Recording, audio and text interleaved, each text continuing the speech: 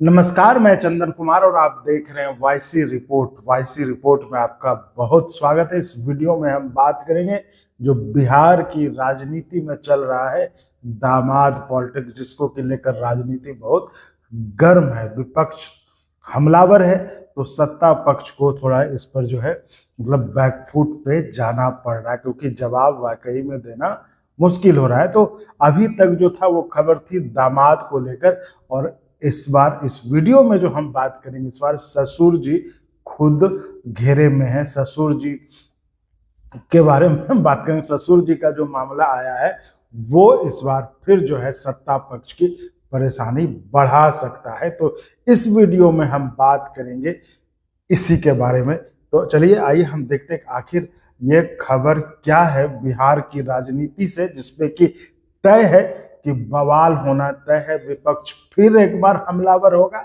और सत्ता पक्ष देखना कि उसमें क्या इसका जवाब निकालते हैं। जिस तरह से आपने देखा था पिछले दिनों बिहार की राजनीति में जो दामाद आयोग को लेकर जो आरजेडी के तेजस्वी यादव थे वो काफी हमलावर थे विपक्ष पर। रोज रोज वो ट्वीट भी करते थे, जो वो मीम्स बना करके दामाद जी करके, तो वो सब आपने देखा ही देखा। खासकर जिस तरह से रामविलास पासवान जी के जो दामाद थे मृणाल पासवान, उनको फिर अशोक चौधरी जो कि खुद मंत्री हैं उनके दामाद को, जो मृणाल पासवान जो कि रामविलास पासवान के दामाद हैं और चिराग पासवान के जो साले हुए थे। उसी तरह देवेंद्र मांझी जो कि जीतन राम मांझी जो कि बिहार के पूर्व मुख्यमंत्री हैं, उनके दामाद हुए। और ये जो है और सायन कुणाल जो कि अशोक चौधरी के दामाद हुए, और उनकी बेटी सांभवी चौधरी जो कि खुद एलजेपी की टिकट से सांसद है समस्तीपुर से। तो इस बार जो चर्चा है, जो इस वीडियो में हम बात कर रहे हैं, वो हम बात कर रहे हैं अशोक चौधरी जी की, जो कि ससुर जी हैं सायन कुणाल जी की, जिनको नॉमिनेट किया गया था आपको इस राज्य के धार्मिक न्यास परिषद में, है ना। तो इसको लेकर जो कह रहा था कि इस बार जो है खुद ससुर जी मतलब फंस गए और उनकी परेशानियां बढ़ सकती हैं, राजनीतिक परेशानियां बढ़ सकती हैं। उसी के बारे में हम आपको इस वीडियो में बता रहे हैं। तो खबर यह है, जो इंडियन एक्सप्रेस की खबर है, मैं उसका आपको साफ साफ बता दूं, इंडियन एक्सप्रेस की खबर है। ये जो वहां पे संतोष सिंह जी हैं, उन्होंने ये खबर फाइल की है। उनके हिसाब से अशोक चौधरी जी का सिलेक्शन जो है असिस्टेंट प्रोफेसर के रूप में हुआ है। वो पॉलिटिकल साइंस अब पढ़ाएंगे। तो जाहिर सी बात है, पॉलिटिकल साइंस में जब इतनी उनके बारे में कहा भी जाता है, अब मुझे लेकिन हाँ लगता है सही, उनके बारे में कहा भी जाता है कि उनके पिताजी कांग्रेस में थे, ये खुद जो है कांग्रेस में थे, फिर ये जेडीयू में आए। बेटी जो है एलजेपी में है। और दामाद के बारे में जब से उन्होंने वो आरएसएस कोटा वाली बात कर दी, तब से वो जो है वो आरएसएस में है। तो इस तरह से ये सर्वदलीय है। कुछ लोग तो जो उसको उनको सर्वदलीय कहने लगे थे।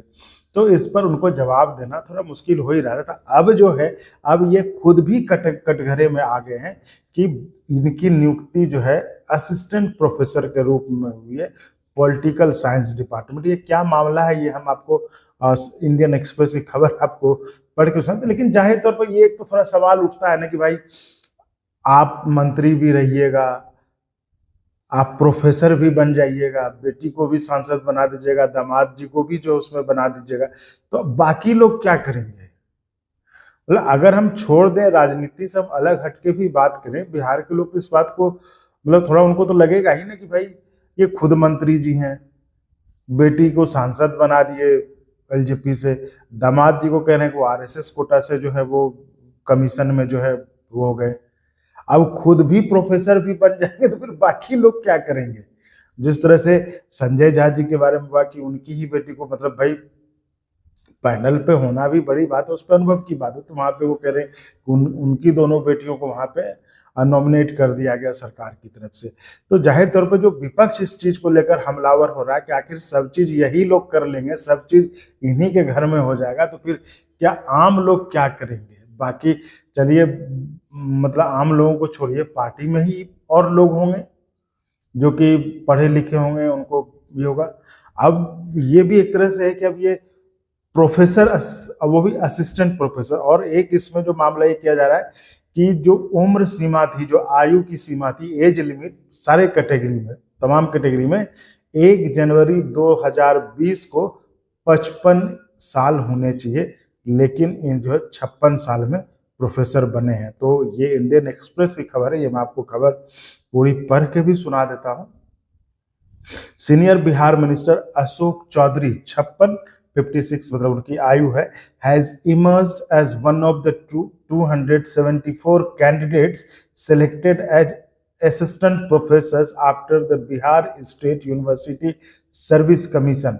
वहां पर जो यूनिवर्सिटी में जो प्रोफेसर, असिस्टेंट प्रोफेसर, उनकी नियुक्ति के लिए वहां पर Bihar state university service commission है वहां पे, जिसको BSUSC कहते हैं। Advertised 280 vacancies in the political science department. The commission announced the teacher appointment last evening, यानी कि कल जो है शाम में इस कमीशन ने जो है ये रिजल्ट जारी किया, जिसमें कि इनका भी नाम था। अब उसमें आगे और बता देते हैं हमको, बड़ी इंटरेस्टिंग लाइन है, 2-3 लाइन और है।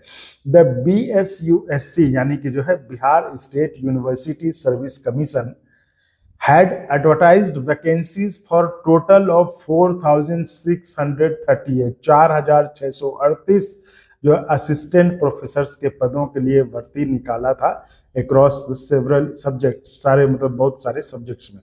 The selection was based on academic performance, selection was based on academic performance, teaching experience and public works followed by an interview. अब सोच लीजिए, इंटरव्यू हुआ होगा, मंत्री जी उसमें इंटरव्यू में जा रहे हों तो नंबर देने वाले का आप हालत समझ सकते हैं, है ना। तो Chaudhary qualified in the scheduled caste category, तो अशोक चौधरी जी जो है शेड्यूल्ड कास्ट कैटेगरी में वो क्वालिफाई किए हैं। Age limit in all categories as of 1 January 2020 was 55 years. ये है, तो ये खबर है जो कि इंडियन एक्सप्रेस में खबर छपी है। इंडियन एक्सप्रेस आप जान ही रहे हैं कि जाना माना अखबार है और इस तरह की खबरों के लिए वो जाना जाता है। तो जाहिर तौर पर अभी तक जो अशोक चौधरी जी मतलब दामाद को लेकर विपक्ष के निशाने पर थे, अब वे खुद निशाने पे आ जाएंगे इस खबर पर, ये तय माना जा रहा है। तो इस पर जब हुआ कि भाई अशोक चौधरी क्या कहते हैं, तो उसके बारे में भी अखबार में इस खबर में है कि 2 चौधरी अवे इन असम, मतलब चौधरी जी आसाम में थे, and was not available for a comment his daughter, लेकिन उनकी बेटी जो कि सांसद हैं समस्तीपुर से, संभवी चौधरी, उन्होंने कंफर्म किया है कि उनके पिताजी का जो है पॉलिटिकल साइंस के असिस्टेंट प्रोफेसर में सिलेक्शन हो गया है। तो यानी कि सिलेक्शन हो गया है, ये कंफर्म है, ये उनकी पुत्री ने, जो सांसद पुत्री ने, वो कंफर्म किया। तो एक बात अभी ये तय हो गया कि इस खबर से बिहार की राजनीति में एक बार फिर से बवाल होना तय है, क्योंकि अब जो दामाद आयोग का मामला था, अब इसमें जो खुद ससुर जी फंस गए। तब देखना है इसमें क्या होता है। तो ऐसे ही इस खबर में या और भी जो राजनीतिक डेवलपमेंट्स होते हैं वो हम आपको बताते रहेंगे। तो फिलहाल इस वीडियो में इतना ही। आप ऐसे ही चैनल को लाइक शेयर सब्सक्राइब करते रहें। बहुत बहुत धन्यवाद। और अगर आपको अच्छा लगा तो एक बार और आपको मैं कहना चाहूँगा कि आप इसको प्लीज सब्सक्राइब और शेयर करते रहें, ताकि हमारा भी मनोबल और सपोर्ट बना रहे।